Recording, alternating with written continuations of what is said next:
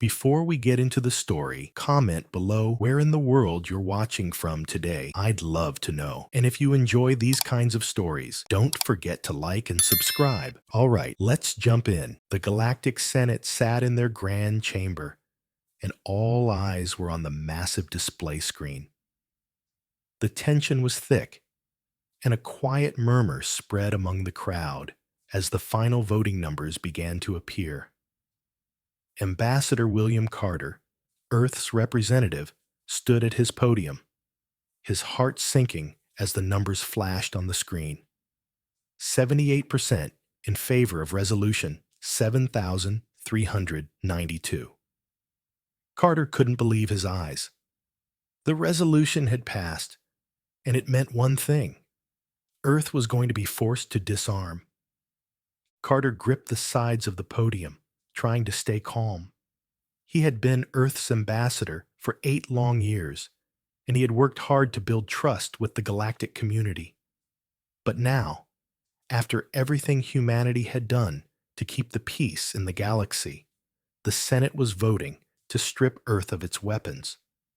The Senate was accusing humanity of being too aggressive, too unpredictable, and too dangerous. He could feel the heat rising in his cheeks. His voice caught in his throat, but he knew he had to speak up. He stepped forward. "Chancellor, I must object." Carter's words echoed through the chamber, but they barely made a dent in the noise around him. This resolution was introduced without proper notice. Earth hasn't even had time to present our case. The Exoraxian High Chancellor, a tall, blue-skinned alien with 4 arms, stood from his central position. His voice was loud and commanding. Resolution 7392 has passed with a clear majority. The human worlds will begin immediate disarmament of all military vessels, orbital defense systems, and colony security forces. This process must be completed within 30 Earth days. Carter's stomach twisted. 30 days. 30 days to take apart everything that kept Earth and its colonies safe. It didn't make sense. How could they just strip Earth of everything without even hearing their side? But it didn't matter. The Senate had made its decision. He tried to speak again, but the Chancellor held up his hand, silencing the room. "Ambassador Carter, the evidence speaks for itself. Humanity's history is filled with war. Your species advanced to spaceflight through military competition. The recent border incidents with the Centurion Empire only prove that humans are too unpredictable and aggressive to possess such advanced weaponry." A senator from the Arcturan section shouted from the back, "The humans have 9 different words for killing. 9! The room buzzed with agreement, and Carter felt his face flush with anger. "Many species have violent histories too," he shot back, trying to be heard over the voices around him. "The Draviks fought 3 civil wars before they evolved past violence, and even the Centurions have been in countless battles." A senator from the Plagarian Alliance stood up and interrupted him.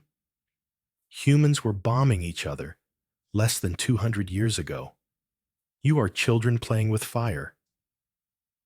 Carter stood still, his mind racing. This wasn't just unfair, it was an ambush. He looked around the room, hoping to find an ally, but most of the delegations avoided his gaze. The Proxima delegation looked uncomfortable, and the Aerodani were whispering among themselves. Only the Arcadian representatives seemed unsettled by what was happening. The Chancellor raised all 4 arms, signaling for silence. "Ambassador Carter, the Senate has spoken. Humanity will disarm. Senate observers will arrive at Earth in 3 days to begin monitoring the process. You have 48 hours to inform your government of our decision." Carter's stomach dropped. "And if we refuse?" he asked. though he already knew the answer. The Chancellor's expression hardened. Then the Senate will impose Level 5 trade sanctions on all human worlds. If that fails, a blockade will follow. The Senate has authorized military intervention as a final measure. Murmurs filled the room. Military intervention was something rarely even considered. The fear was clear. The Senate had grown so afraid of humanity that they were willing to use force to make Earth comply. Carter's mind raced. The resolution wasn't just unfair. It felt like a setup. There was something bigger happening here, and he had to figure it out. The Chancellor's voice broke through his thoughts. You have 48 hours, Ambassador. That is all the time you have to relay our decision to Earth. Carter nodded, still in shock. As the session ended, he could feel the eyes of the Senate on him. Some of them were suspicious. Some were uncertain. But none of them seemed to care that Earth had just been condemned. As the Senate chamber began to empty, Carter remained frozen in place for a moment. His mind was racing, and his body felt heavy, as though the weight of the entire situation had suddenly settled on him. He couldn't shake the feeling that something was off. The Senate had decided Earth's fate so quickly, without even hearing their side of the story. It wasn't just the resolution. It was the way it had all been rushed through, with no time for debate, no time for discussion. They had made their decision long before the vote had even taken place. Something bigger was at play here. Sir, we need to send an emergency transmission to Earth immediately, an aide called to him, snapping him out of his thoughts. Carter nodded slowly, taking one last look around the emptying chamber before turning to follow the aide. As they hurried through the corridors of the Galactic Senate building, Carter's mind kept turning over the events. He had served on Earth's behalf for 8 years, and yet, in all that time, he had never seen the Senate so certain about anything.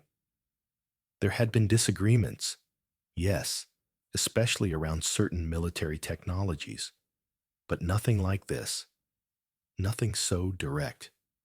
The Senate had never pushed Earth so hard before, and the way the Exoraxian Chancellor had spoken, it was like they already knew the outcome. The aide led him to the communications room, where technicians were already preparing to establish a secure link with Earth. Carter's chest tightened as he stepped into the small room. There was a feeling of finality in the air, like this moment would change everything. The resolution was more than just a political move. It was a signal. The galaxy was scared of Earth, and they weren't just going to let humanity keep its power. Get me a secure channel to President Winters, Carter said quickly, his voice more forceful than he had intended. Priority 1, highest clearance. As the technician worked quickly to set up the connection, Carter tried to push his growing unease aside. He needed to focus. He had to speak to the president, and quickly. Time was running out. He had 48 hours to relay the Senate's decision and begin the disarmament process. But Carter wasn't ready to give up so easily. Earth couldn't just disarm. It would leave humanity vulnerable to every threat in the galaxy. They needed to think of something fast.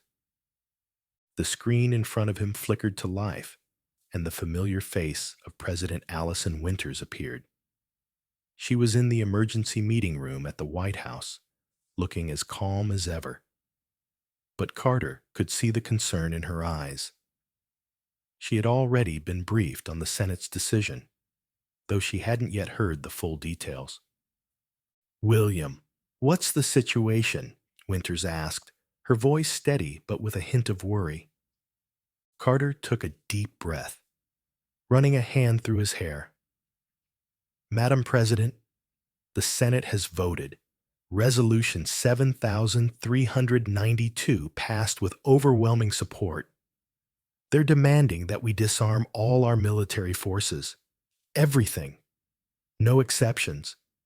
And they've given us 30 Earth days to comply. There was a long silence on the other end of the transmission as Winters processed the news. The room behind her was dark, lit only by the glow of the holographic display in front of her. Carter could see her fingers tapping the edge of the table, a clear sign of her agitation. 30 days? She repeated softly. That's absurd. We can't just dismantle everything in 30 days. I tried to negotiate for more time, but they wouldn't budge, Carter said, his voice growing more urgent. We have no choice but to comply. For now. Winters shook her head. But we can't. We'll be left defenseless. What about the pirates in the Outer Rim? The Centrans could attack at any moment. We'll have no way of protecting ourselves. I know, Carter said quietly. But if we refuse, they'll impose trade sanctions. A blockade. And if that doesn't work, they're willing to use military force. They've already authorized intervention if we don't comply. Winters leaned back in her chair, her eyes narrowing. They're bluffing. Carter hesitated, not sure if he agreed. I don't think so. They seem terrified of us. I've never seen the Senate this united before, and it's not just because of our history of violence. There's something else going on here, something bigger. What do you mean? Winters asked, her voice sharp with curiosity. Carter paused, his mind racing. He wasn't sure if he was just imagining things, but something about the way the resolution had been passed didn't sit right with him. I'm not sure yet, he said slowly, but I think the Senate's fear of us goes beyond just our military capabilities. There's a reason they want us disarmed so badly, and it's not just because of the Centurons or the pirates. Winters leaned forward, her expression thoughtful. You're thinking it's something more, something hidden? Carter nodded. I've got to find out what it is. Before we start disarming, we need to know what the Senate is really afraid of. We can't just give up our weapons without understanding the true threat. Winters looked at him for a long moment, then gave a single nod. All right. I'll trust your judgment, William. But we need a plan. If we comply for now, we need to make sure we're not left exposed. We need to find a way to turn this around. Get me more information. Whatever you need. Carter's eyes hardened with resolve. I'll get to work immediately, but we have to stall. We need time to figure out what's really going on. I'll have the Defense Council on standby. We'll have a full briefing ready by the time you get back. Thank you, Madam President, Carter said. He stood up as the secure transmission ended, his mind already turning with plans. As he left the communications room, Carter knew one thing for certain. Earth couldn't just sit back and let the Senate take everything. If he was right, and there was something more going on here, then it was up to him and Earth to figure it out. The following hours were a blur for Carter as he hurried back to his quarters within the Galactic Senate building. His mind was consumed with one thought. What was the Senate really afraid of? Why would they push Earth to the brink of disarmament when there was no immediate threat? Sure, there were past incidents, like the border clashes with the Centurons, but those had been settled peacefully. No, something was different this time. The speed with which the resolution passed, the silence around Earth's defense strategies, it all pointed to a deeper fear. But what was it? He couldn't help but feel the weight of it all. Humanity had worked so hard to prove itself as a peaceful and cooperative species. But now, it seemed like the entire galaxy was looking at Earth through the lens of suspicion, seeing only potential danger rather than the promise of peace. Carter's mind kept returning to one name, the Tricillian Conglomerate, the galaxy's largest and most powerful weapons manufacturer. Why would they want to disarm humanity? What could they possibly gain by stripping Earth of its military power? He didn't have all the answers, but one thing was clear. The Tricillian conglomerate's influence was bigger than anyone realized. Carter stood by the large window in his room, gazing out at the stars beyond. The Senate had been clear. They didn't trust humanity. But this wasn't just about distrust. There was something else, a motive that went beyond the usual fears. The Senate had heard about human aggression, but Carter knew that wasn't the whole story. Earth had already shown that it could be a force for peace.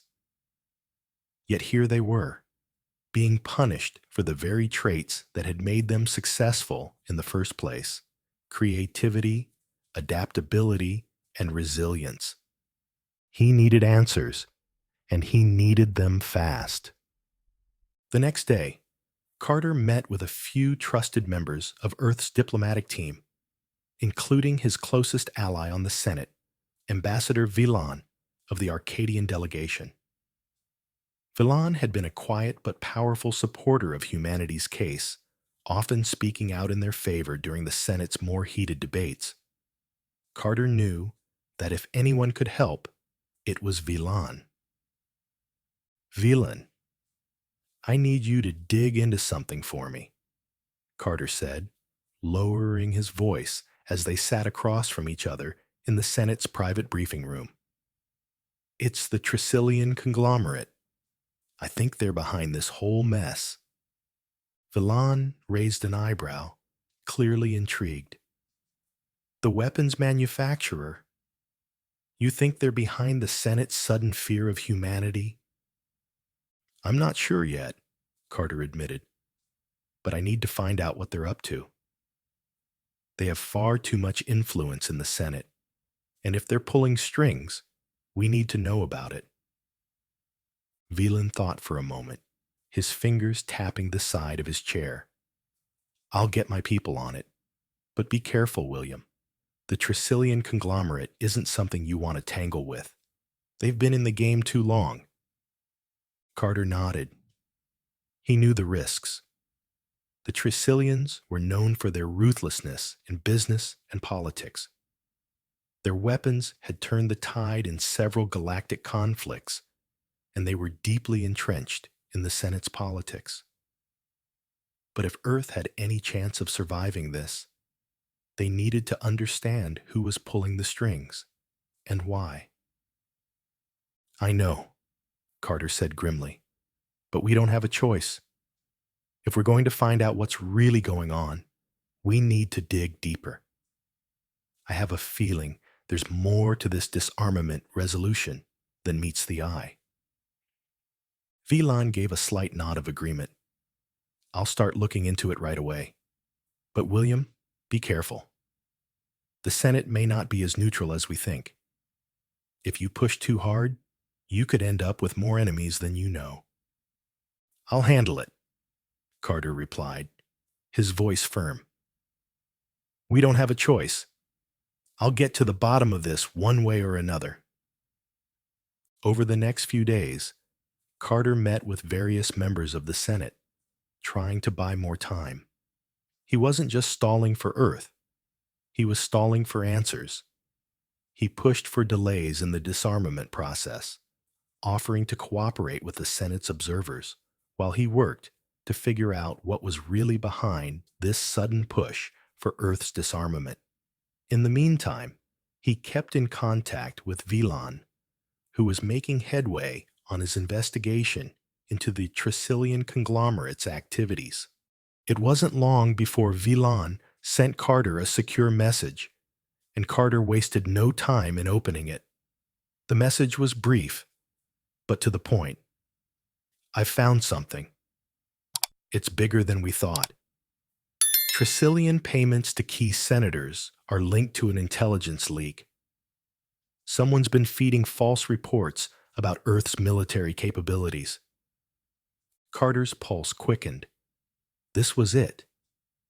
This was the break he'd been waiting for. But it was just the beginning. He quickly arranged a secure transmission with President Winters back on Earth, his mind already racing with what to say. "Madam President," Carter said, once the transmission had been established, "I've got something. It's about the Trillion conglomerate." "Go ahead," Winters replied, her expression sharp as always. "Veland's found evidence. The Trillion conglomerate has been making large payments to several key senators. They've been bribing them, and those senators have been pushing for the disarmament resolution. But it gets worse. Someone's been feeding false intelligence reports about Earth's military, making us look like a bigger threat than we actually are." Winters was silent for a long moment. "So, the Trillions have been stirring up fear about us?" "That's right," Carter said. "They want Earth disarmed, and they've been manipulating the Senate to get what they want. The question is why. We need to figure out what they're after, and we need to do it fast." Winters leaned back, her eyes narrowing in thought. "This changes everything. If they've been behind the resolution, we need to expose them. And if the Senate finds out, they'll have no choice but to suspend the disarmament order." "I agree," Carter said, "but we can't act too quickly. We need to gather more evidence. We need to understand the full extent of what they've done." Winters gave a short nod. "Keep me posted, William. And take care. This is bigger than just Earth. It's the entire galaxy." "I will, Madam President," Carter replied, his voice steady. "We'll get to the bottom of this. We have to." As the transmission ended, Carter sat back in his chair, the weight of the situation pressing on him. He had a plan. But it wasn't going to be easy. The Senate was already on edge, and pushing too hard could lead to disastrous consequences. But Carter knew one thing. He wasn't going to let Earth be disarmed without a fight. Not when there was so much more at stake. Carter's thoughts were interrupted as he paced in his quarters, the weight of the situation becoming heavier by the minute. The Trillion conglomerate had a stranglehold on the Senate, and if he didn't act quickly, Earth would be forced to comply with the disarmament order, leaving humanity vulnerable to both external threats and internal manipulation. He had to move fast, and it wasn't just about finding the truth anymore. It was about getting the Senate to listen before it was too late. The next few days were a blur of late-night meetings and high-stakes negotiations. Carter worked closely with Violin, who had managed to gather more evidence of the Trillion payments to key senators. But the situation was becoming more dangerous. The Senate was already sending their first wave of observers to Earth.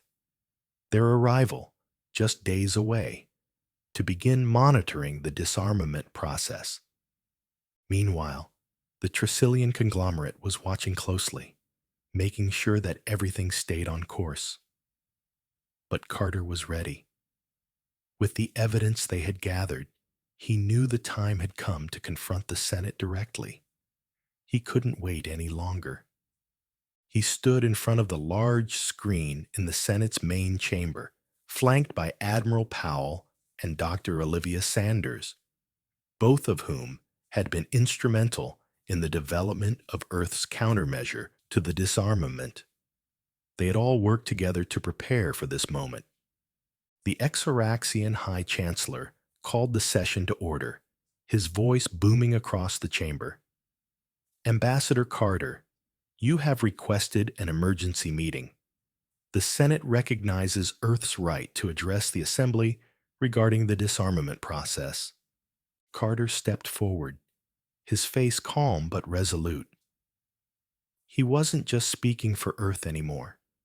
He was speaking for the truth. Distinguished senators, he began, his voice echoing in the Grand Hall. 15 days ago, you ordered Earth to disarm. You believed that our technology posed a threat to galactic peace. But today, we are not here to report on our disarmament progress. Today, we are here to reveal the truth. A murmur rippled through the chamber, the tension thick in the air. The Chancellor's eyes narrowed, and the murmuring senators quieted. Carter gestured to the large screens around the chamber. These are what you call our weapons, he said, motioning to images of Earth's technology. But as your observers have now seen, they are much more than that. We have shown you that our so-called weapons are versatile technologies with multiple uses. What you believed were instruments of destruction are, in fact, tools of peace, protection, and exploration. Dr. Sanders stepped forward, her voice calm but firm. Esteemed senators, humans design our technology to be adaptable. We don't just build tools for war. We build tools for survival, for learning, for improving life across the galaxy. Our ships, our soldiers, our defenses, they are not just designed for combat. They are designed to protect, to create, and to help. Admiral Powell added, the Horizon is not just a warship. It is a multi-purpose vessel, built to explore the stars and protect our colonies. The same goes for every piece of technology you've seen. We don't build war machines. We build the future. For a moment, the room was silent, the senators processing what they had just heard. Then something unexpected happened. Voxlar, the tall reptilian observer from the Draxian hierarchy, stood up from his seat.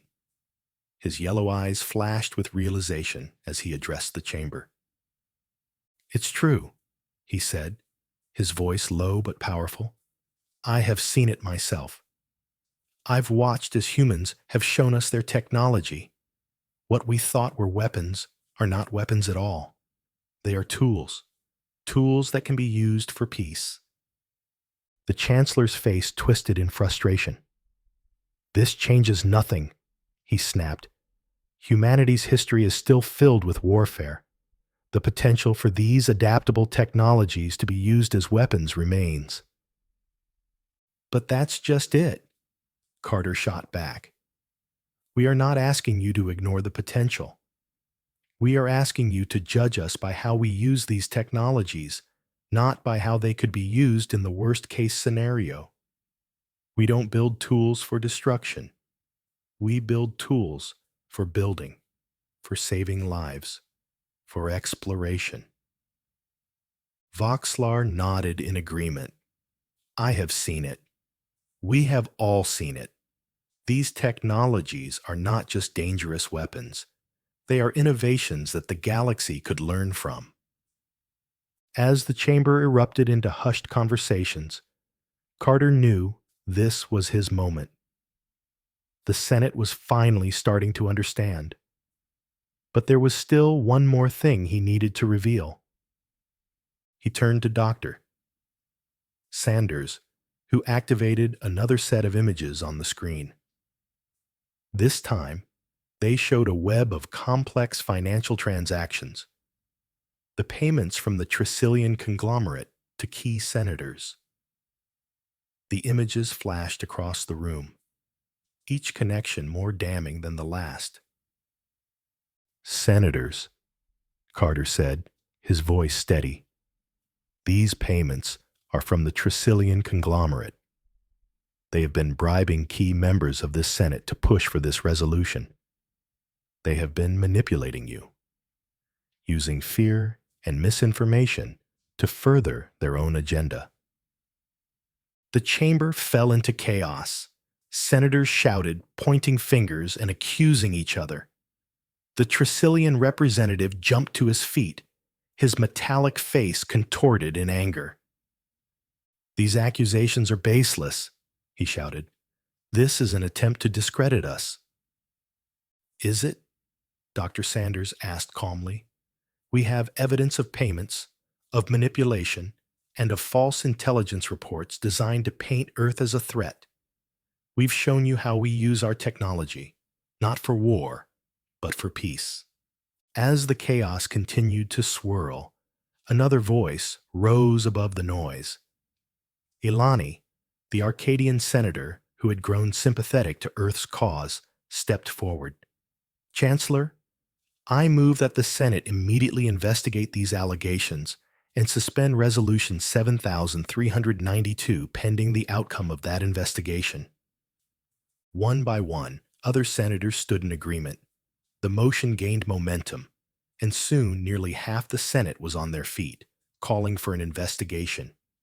The Chancellor looked visibly shaken, unable to restore order. After a tense moment, the Chancellor finally called for a recess, ordering a special committee to investigate the Tricillian conglomerate's actions. The Senate would now have to grapple with the truth that had been hidden in plain sight. 3 days later, the Senate reconvened to discuss the results of the investigation. The evidence against the Tricillian conglomerate was overwhelming. The payments, the false intelligence reports, and the manipulation of the disarmament resolution were all laid bare for the entire Senate to see. As a result, the Senate voted overwhelmingly to suspend the disarmament resolution, and the Tricillian conglomerate's role in the scheme was now under investigation. In the weeks that followed, the Senate re-examined its approach to Earth, and the human delegation worked tirelessly to ensure that humanity's technologies would be judged fairly. Earth had proven that it was not a threat to the galaxy, but a beacon of innovation and adaptability. Ambassador Carter stood once again at the podium, this time addressing a Senate that had been forever changed by the revelations. "Today, we stand not as a species under suspicion, but as a species united in the pursuit of peace, knowledge, and understanding.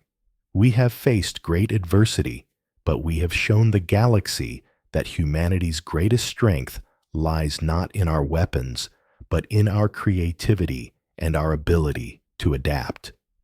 As the chamber erupted in applause, Carter's eyes met those of President Winters, who was watching the proceedings from Earth. Together, they had fought for Earth's future, and they had won. The Senate had tried to disarm humanity, but instead, Earth had shown the galaxy its true strength. It wasn't through force or weapons, but through innovation, unity, and the power to change perceptions. The story of Earth's defiance had become a turning point in galactic history, one that would shape the future for generations to come. And with that, the story comes to a close, with humanity standing strong and ready to face the galaxy, not as an aggressive force, but as a creative, adaptable species with something valuable to offer the stars.